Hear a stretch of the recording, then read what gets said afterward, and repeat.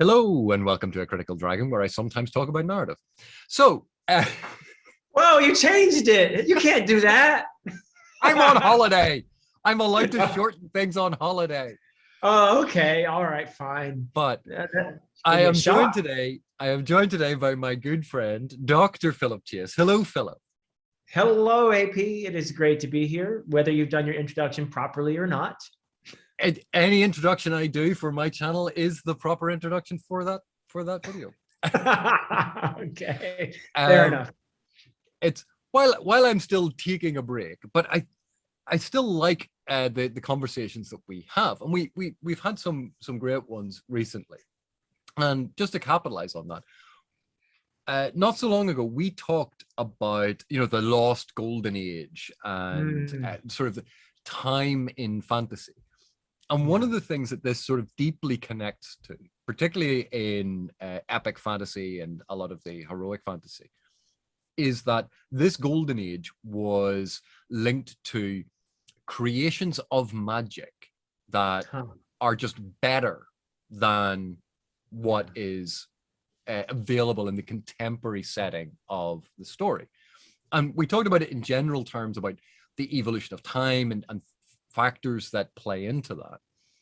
But there are interesting aspects of the use of magic and types of magic that get found, and even what people refer to as a magic system. How all of these things play in to the evolution of a world. So I thought this is a nice sort of part two to the previous discussion that we had. Absolutely. Yeah. And as you're speaking, I thought immediately of Lord of the Rings, where part of this is a diminished time. The feeling of that has a lot to do with the dwindling of magic, especially as associated with elves and other creatures. Ents are disappearing, and all the wonder is disappearing from the world, and that is very closely associated with magic. And that sense that as the elves leave Middle Earth, so too goes magic. And Tolkien even wrote a sort of a bit of a draft of a sequel, which is entirely mundane. There's no magic in it, and it's actually quite awful. I don't know if you ever have seen that, but it lacks the beauty that Lord of the Rings has, and The Hobbit, and the quaintness and all of that. It's a kind of depressing, very gray world, that sequel that Tolkien wrote. So Prefigures grimdark. Yeah, I mean, it really felt very grim, actually. But that's a world without magic, So It's a fascinating one, because you can imagine, and you see this with filmic adaptations, when a world has low levels of magic in it. That's actually much easier to film. You need far fewer special effects. So a low level of magic in a fantasy world is actually easier to adapt. High levels of magic require lots of special effects and visual effects and computer generated imagery. But even if they're trying to realize architecture, impossible architecture, that as a reader is something that has that arresting strangeness that Tolkien talked about, that creates a sense of awe and wonder and spectacle, and it gives you a sense that this is a different place. But trying to create that physically is going to be very, very difficult, because what we imagine in our heads as readers is always going to be difficult to translate on screen. Because if you think of, I don't know if you saw much of it, but the Shannara adaptation. I haven't seen it. Again, it was referring to this sort of past world, and it's in a post-apocalyptic setting, much like aspects of the Wheel of Time, or an extension almost of what Tolkien was doing, different period of that history. But in it, when they tried to visualize it, they created almost that sort of hyper-saturated Disney, overly colorful for a lot of the magical aspects, and that ends up looking gaudy. And then you contrast that with something like Game of Thrones, where it was much more like this world. It was much more like an Iron Age or even early Renaissance Europe. Yeah. And that visually is much easier to film, is also much easier to sell to an audience. It's more believable, because creating believable magic visually on the screen can be very, very challenging, because what works for one reader is not going to work for another. But what fascinates me about a lot of this is it's an aspect we come up against quite often when we're reading, where in say J.K. Rowling's Hogwarts, in the Legend of Earthsea, in Patrick Rothfuss's The Name of the Wind, King Killer, the King Killer Chronicles. Yeah. If magic exists and is studied, why doesn't it evolve? You know, we have people studying and they study a subject, we see constant evolutions of that subject. We stand on the shoulders of giants. We stand on the shoulders of those who came before us. And yet in so many of these worlds, in so many of these novels and series, there's the ancient magic, which is very, very powerful. Then we've forgotten a whole load of it. And then, okay, so how do you cast a fireball spell? This is the fireball spell. Really, that's it. There's one fireball spell. There aren't many variations on it. There's not a way to change it. It's one thing. Well, you would know. I wouldn't. And it's curious, because we tend to think, or at least I think one of the approaches is, we tend to think of, and some authors do as well, magic as a replacement for science and technology. And we see that with Clarke's law. Any sufficiently advanced technology is indistinguishable from magic. Sort of almost like the inverse of that. Yeah. But we think of it as science and technology, and we think of it then it seems strange when it doesn't evolve. And we can understand it if magic is being used like a superpower. If magic is a superpower and has an effect, the ability to fly, you go, right, well, there you go. That's the spell, is the ability to fly. Right. You can't tweak that. It's still just the ability to fly. But if we actually think of that, think of helicopters and jets and jumbo jets and fighter jets and all of these different evolutions we've had about different ways to fly. Suddenly the spell to make you fly seems a little half-baked. Yeah. That we would expect variation. Well, there's an inverse relationship, I think, in our fiction when it comes to magic and technology. The more magic, the less technology. The more technology, the less magic. It's almost as if technology is like kryptonite to magic in a way. You see this in, say, the way that the first Law books have evolved, right? Where the Age of Madness trilogy is a more, you're entering an early industrial kind of society, and magic is really not playing a big role here. I mean, it's there, but it's really diminished. And it's so interesting how these choices influence the tone of the story. Like the way magic is handled in these various worlds is really, I think, integral to the tone of the story. Because magic is such a central part in this genre of world building. And there are lots of examples, repercussions, all sorts of repercussions, where the relationship between magic and the world building is so. I mean, we talk a lot about Malazan, where the universality of the magic is a very important decision in the way the world is portrayed, in the way social relationships work, in the way gender relationships work, and so on. So there are just all kinds of repercussions here. So it's interesting to note that, though, especially that inverse relationship between magic and technology, and the tonal influence that it has, whether we're on the more magic side or on the more technology side of things. Yeah, because there was a short story in the Forgotten Realms canon involving, I think it was Kelvin Blackstaff, the former Archmage of Waterdeep. And basically there was a gnomish inventor had invented gunpowder. And Kelvin Blackstaff basically hired an assassin to kill the inventor. Yeah. Because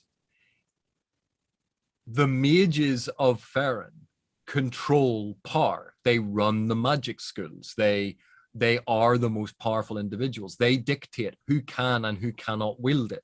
And of course, to become a mage requires all of this training and all of this learning, and therefore only trusted people get powerful. There's this whole rationale for how they control the knowledge and power. Whereas if gunpowder got invented, sure, anyone could do that. And instead of having to study to learn how to use a fireball, any Yahoo off the street could be blowing things up. And you can't have an armed peasantry. It destroys the whole feudal system. Yeah. He doesn't quite go that far in the argument, but that's the whole tone of his argument.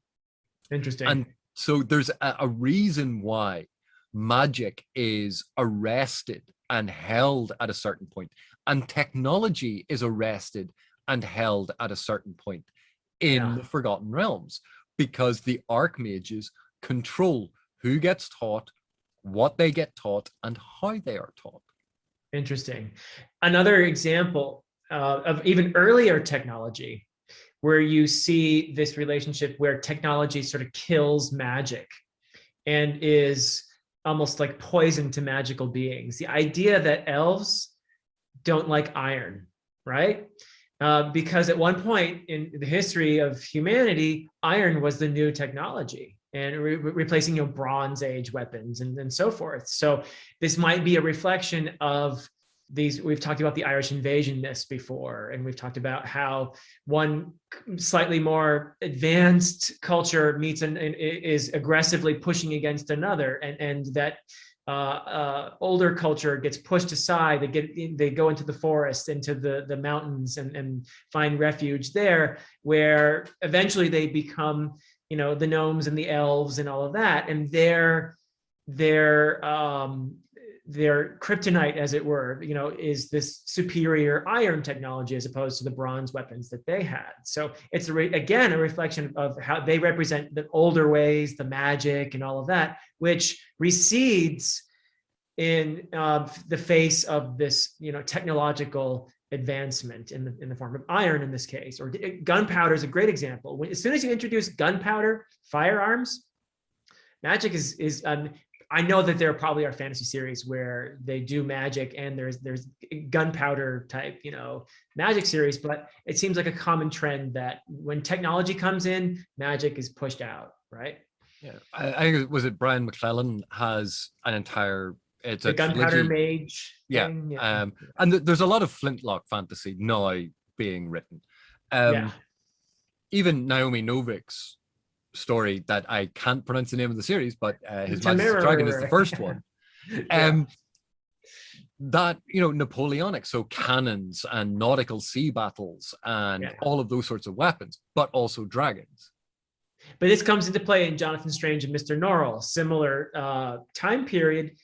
But that idea of magic being shunted aside exists in Jonathan Strange and Mr. Norrell.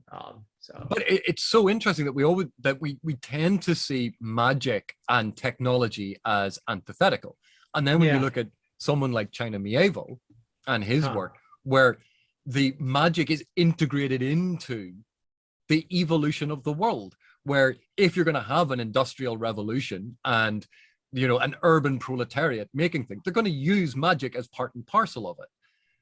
That it gets worked into as an additional science. It's an additional law of physical reality in that world.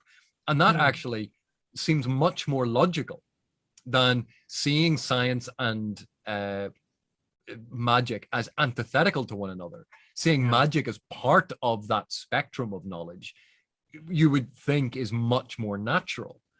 Right. That they wouldn't distinguish between, oh, this is magic and this is science. It's all forms of learning.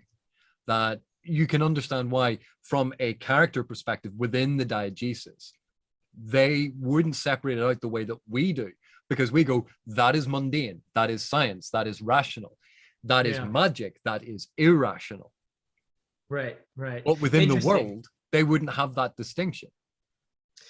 You mentioned the Kingkiller Chronicles earlier, and this is a world where Rothfuss has essentially created an older magical system alongside a more sciencey, one, right? There's basically two magical systems. One is, the older one is the naming, right? The more mysterious type of magic, ancient magic. And it's very, you can go to Le Guin's Earthsea books, you can go all over the place. The idea, the association between an ancient true name for something and having power over the thing, like the wind or fire or whatever it might be.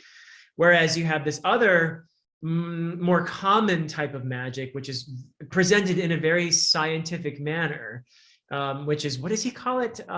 When you have your alar and you make the connection. He does a great job of sort of rolling out this whole explanation of how it works. And we see Kvothe learning it. And I forget what it's a branch of science almost, and that they learn at the university.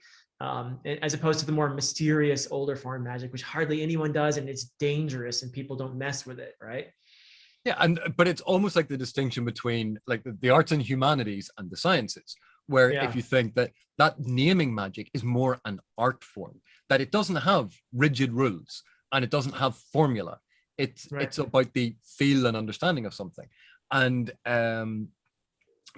you have read the Long Price Quartet. The form of magic there, the poetry, expressing an ideal, and again, that form of magic is much more on the artistic side rather than on the scientific rational side, right? And we can see why like this has fallen out of favor, because we keep, one of the terms that people use when discussing magic and fantasy is a magic system, as if everything is systematized. If everything has to have a system. And the ubiquity of that came from D&D. It came from role-playing games where there was a system. And Brandon Sanderson has very famously popularized the term. But the magic systems were inherent to the role-playing games. And it was a way of creating the effect time and time again, consistently, because that's what gamers needed in order to have a fair game, that they could rely on this one thing. And if it wasn't consistent, then there was a problem. And then they worked in like random number generation, that you could have a natural catastrophic fail or a natural eucatastrophe, a brilliant success, a critical role. But when that became popularized, when it became an idea that you could understand and systematize magic to create replicable effects, you limit the scope of magic, because then it's all about the effect and finding different ways to use the effect and understanding how that effect actually will be integrated into the world. Well, the Abraham example is brilliant, the Long Price Quartet, which I've read the first two books, but I think it's brilliant because here you have this magic system, which I guess it would be in the Sandersonian terms, it would be soft magic, right? It would be the more artsy magic. And like you said, there's a poet, and the idea of it's a very ancient idea, once again, the association between words and true words for something, and the ability to have power over that thing.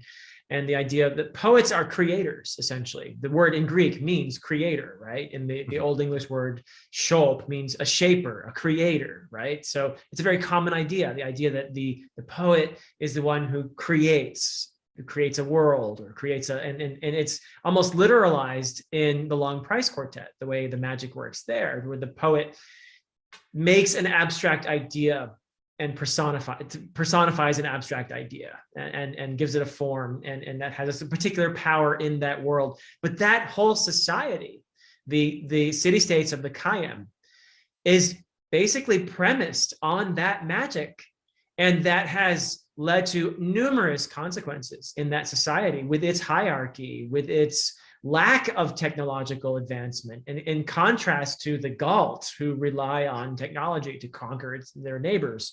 So it's interesting how their magical system has basically dictated the form of their society in many ways, and for good and ill.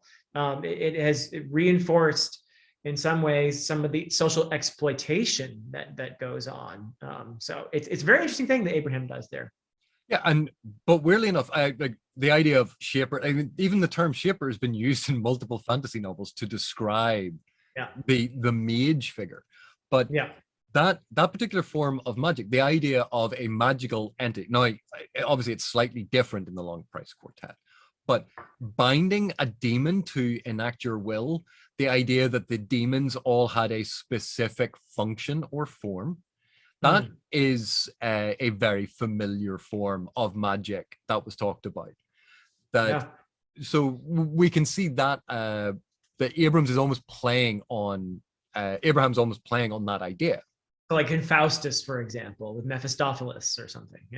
But instead of it being an evil genie, I can't remember the name of the type of magic, but they had all of the different demons, and each demon had a specific power or a specific thing that they could do. So if you bound or summoned that demon, you could do X, and then if you summoned a different demon, you could do Y. There was a whole school of magic.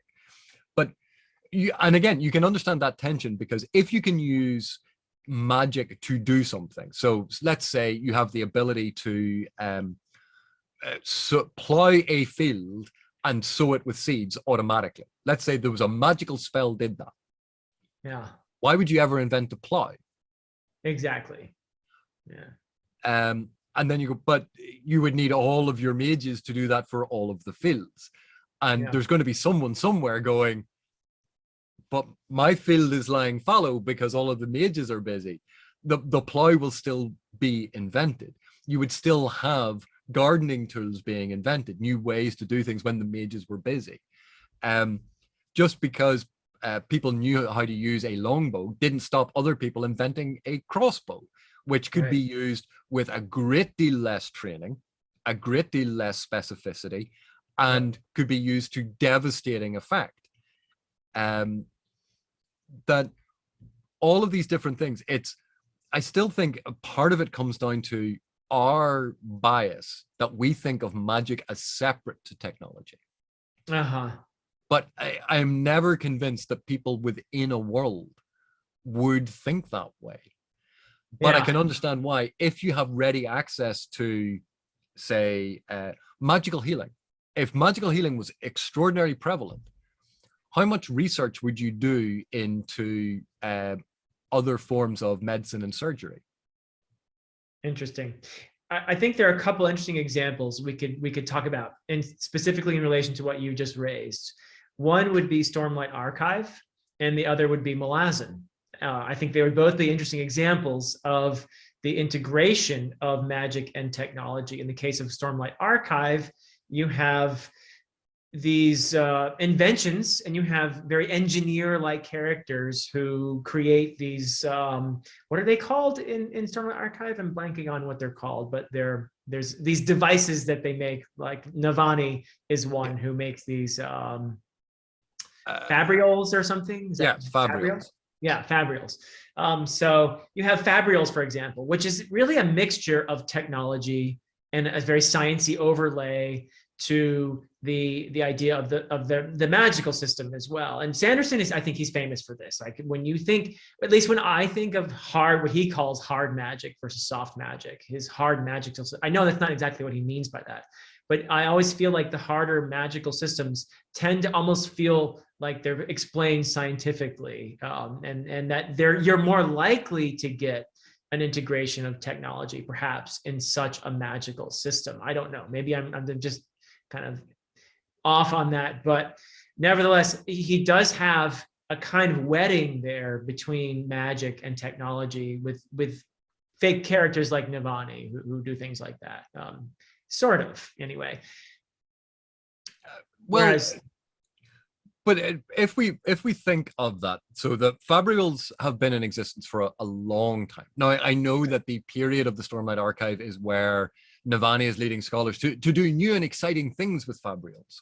And in the space of a short couple of years, they've done amazing things that have never been done before. You go, well, what happened in the last 1,000 years? Like, why has it taken that long? Because it's necessary for excitement and evolution for the story at that point, but it's not following any sort of part and parcel of the evolution of the world in a way that we would understand it. There is an aspect of it that is tied very much into the plot function it serves. But, and again, it's the lost era. They lost all of the information about how these things functioned in the past, and they're picking up the pieces. And we know about the devastations, and this happens all the time, that there are these cycles. But if your entire economy is based on gems that can glow, and that's what you use for lighting, because you collect your gems in a jar and that'll light your room. You use it for currency. The big thing is, well, whoever controls all of the gem mines is going to control the entire population's currency, lighting, barter, trade. And yet control of the mines is never an important aspect of the Alethi society. The big thing that they do is they go hunting the chasm fiends for the one big jewel. And you go, that's great. That's one big jewel. It's fantastic. You know that your entire society needs millions of these things. Of all of these different shapes and sizes. So who controls all of those? The wars that are fought should be over who controls the actual mines where all of the ordinary gems come from. That's the oil of that world, yeah, for sure. But not only that, we know that, you know, gems are not exactly abundant, that you can't just dig down into your garden and find a whole load of them. I wish I could. That to have these as the basis for all of the currency and all of the exchanges and these vast vaults full of the stuff, the number of gems that would have to be cut in raw uncut form, shaped and polished to form the correct size and shape for the different denominations, to do all these, the amount of technology needed for that, for gem polishing, and none of that is worked into it. Because if you have that level of technology for the mass production of exact gem polishing, then you have the technology necessary for the mass production of a whole load of weaponry. Can't we just find perfectly polished gems of the right size when we need them? So there's a weird thing about, yes, the fabrials show this sort of aspect of technology being developed, but it's not really integrated into the ramifications for the rest of the world, because it's overlooking one of the components. But this is we had a discussion the other day, and I was saying that no author can think of every single ramification of their own world building. That someone's always going to come along and point at something and go, but that thing's not addressed. Because you can't think of everything. But no way. But Malazan, I think, is an interesting example, if we could shift to that, because you have there, I think, a fairly thought out dynamic, where you have the Moranth in particular, who are particular people who have developed technology as their primary means of defense. They have weapons that explode, whereas other places rely more on magic. And in the Malazan Empire, you have an integration of these explosive devices into their military right alongside mages. And furthermore, it's interesting how Erickson has taken this a step further in The God Is Not Willing, and he's shown us an evolution. You talked earlier about the sort of arrested development, and what we get in The God Is Not Willing, without spoilers here, but you get a kind of an evolution of how magic is used in the military, portrayed along with the evolution of the munitions as well. So interesting stuff there. Yeah, and you know, we see that actually in the Malazan Book of the Fallen. There is an evolution into how they use munitions and the different magic systems, how they evolve, because we know there were ancient spirits and ancient forms of magic that the Malazans don't generally access. Most of them don't access that. They access warrens. With the exception of a few mages. Yeah, but they're exceptions. There are certain people in the series who use the other forms of magic, which is why we know about them. But they're not the default form. For the Malazans, it's the warrens. In Lether, it's the holds. And as the series progresses, magic constantly evolves. The uses of magic evolve. The types of magic evolve. But technology evolves alongside it. The Moranth munitions, initially when they're introduced, you go, why would anyone shape or do things with these alchemical explosives the way that they are? And you go, well, hang on, it makes sense if you're on the back of a giant flying dragonfly thing and you can drop it on a city, because then you're not going to be near the explosion. But the Malazans don't have that sort of ability. So they start thinking of ways to use the munitions on the ground. And that's where we have, over the course of it, different ways to use munitions. There are so many different series where we see, here's the Golden Age, here is the current age, here is the Flintlock Age.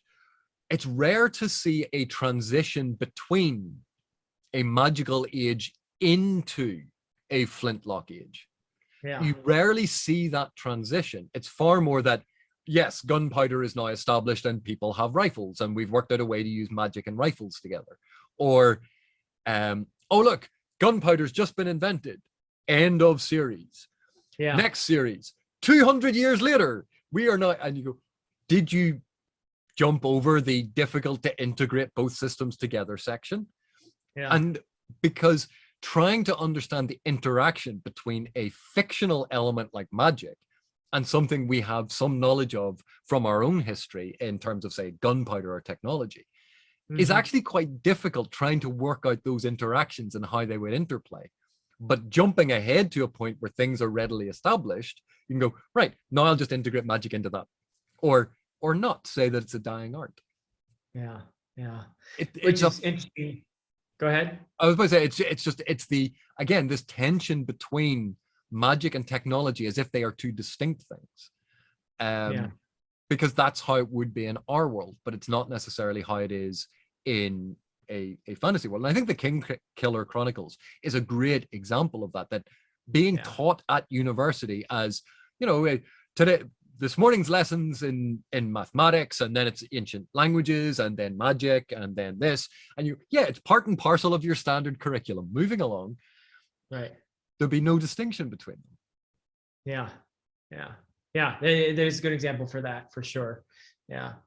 Whereas you have the more standard, I guess, narrative is the technology pushes out the magic, which is what you see in Lord of the Rings, and I think in First Law, you know, by Abercrombie as well, and probably that's the more standard narrative. But in that standard narrative, like, we know where that sort of comes from. That was the thing that you were talking about earlier, the invasion of a new form of technology supplanting the old.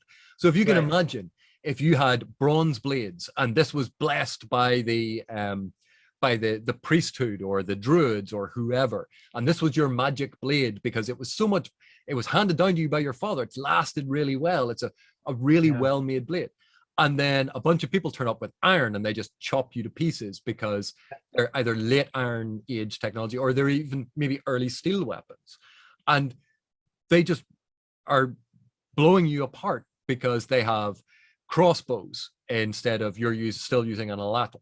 They have catapults and mangonels and trebuchets, and you're still using small bows. They have iron and steel weapons when you're still using Bronze Age weapons. That technology, that would then seem, their swords are all magical. And if you think, even when we talk about, you know, the meteorite sword that so frequently crops up in fantasy, where you go, oh, so iron ore with a high carbon content. You know what we call that? That's steel. Isn't it interesting, though, how there still seems to be a fear of that older displaced culture?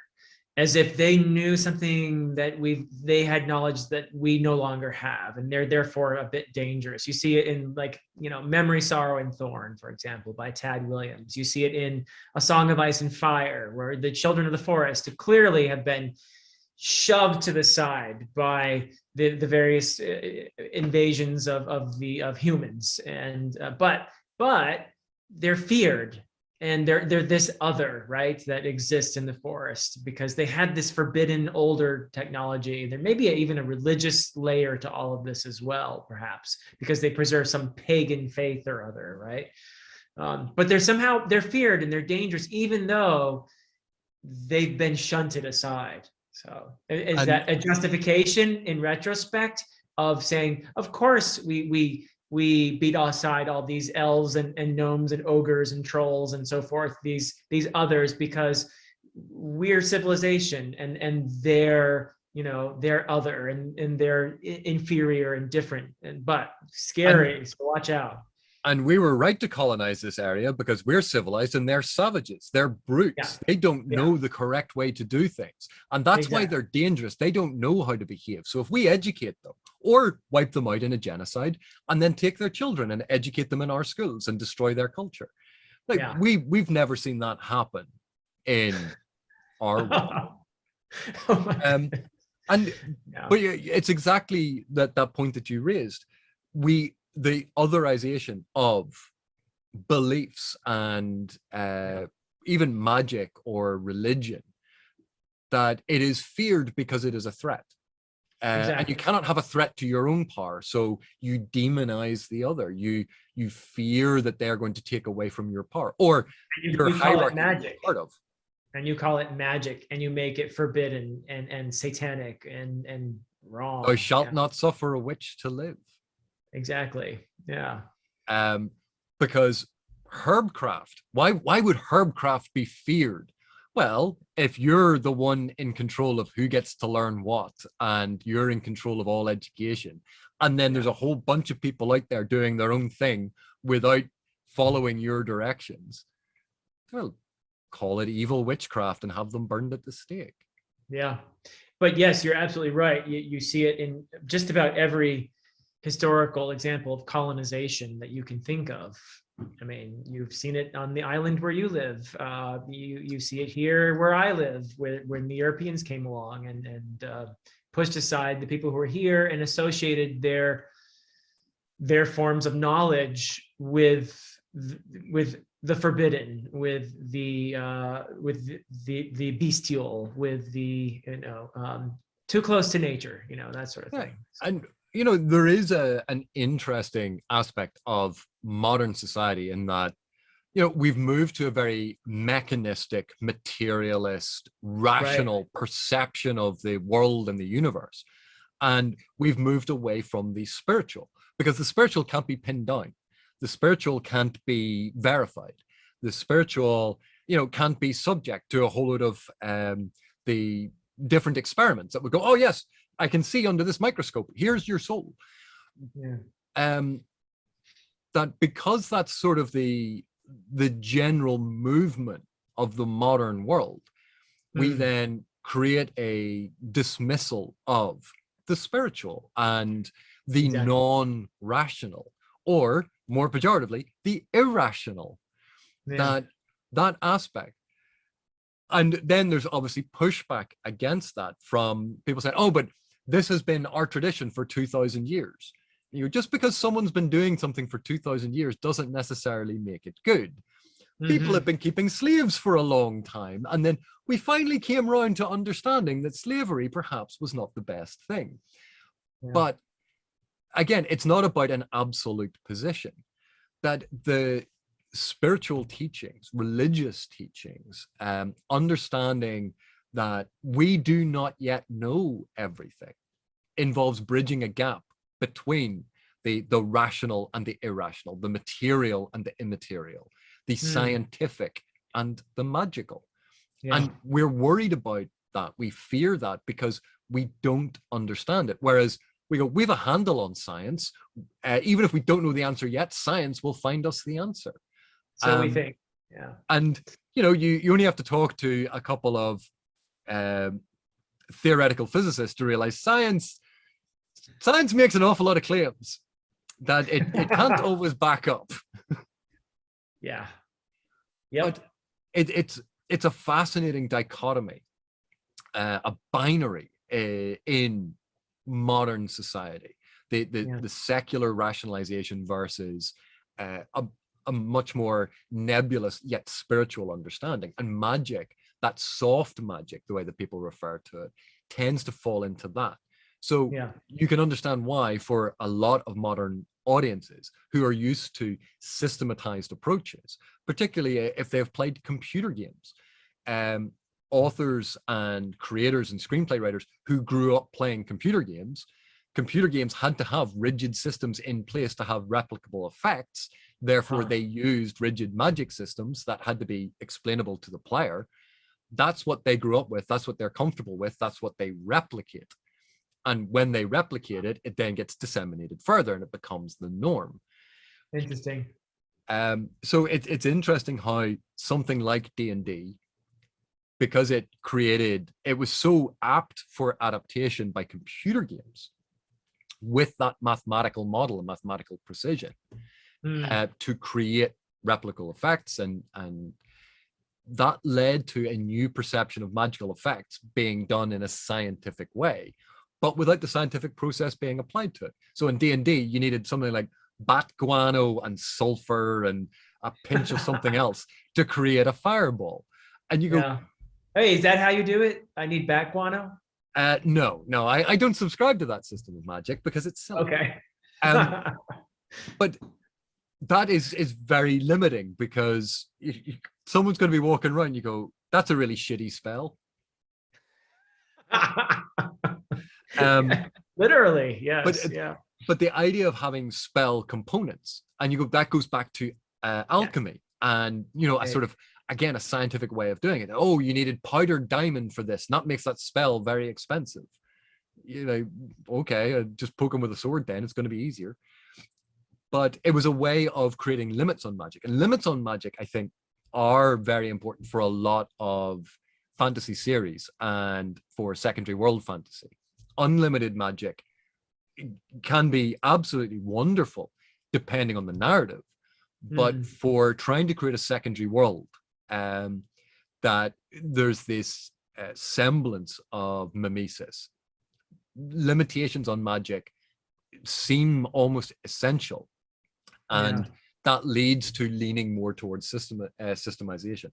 But anyway, we've actually been rambling for quite some time here about this. I'm sure there's going to be in the comments different things people bring up, and maybe we can return to this to answer and sort of reply to some of the comments and some of the points that other people bring up.